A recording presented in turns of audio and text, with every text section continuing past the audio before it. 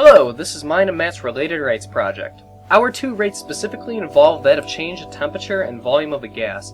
The context for these rates is described in the following problem. Alexander and James are riding in a hot air balloon that is shaped like a sphere.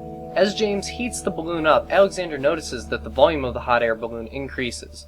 James estimates that the heater they have is changing the temperature of the air by about 3 degrees Celsius per minute, with the initial temperature and volume being 1 degree Celsius and 100 meters cubed, and with constant air pressure. What is the rate of change of the volume of the balloon after 5 minutes?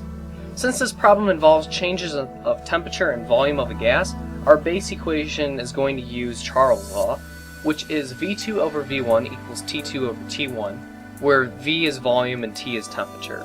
Since we are finding rates of change, we also need to use the derivative of Charles' law, which is V2 times derivative of V2 times V1 minus V2 times V1 times derivative of V1 over V1 squared equals T2 times derivative of T2 times T1 minus T2 times T1 times derivative of T1 over T1 squared.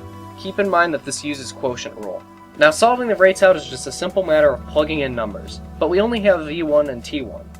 We can use Charles' law and time to find V2 and T2. Since we are looking 5 minutes after the initial time, we just multiply T1 and V1 by 15, which gives us a V2 of 1500 and a T2 of 15. We multiply by 15 because it's the temperature's rate of change times the time that's passed, and then applying Charles' law to find the volume.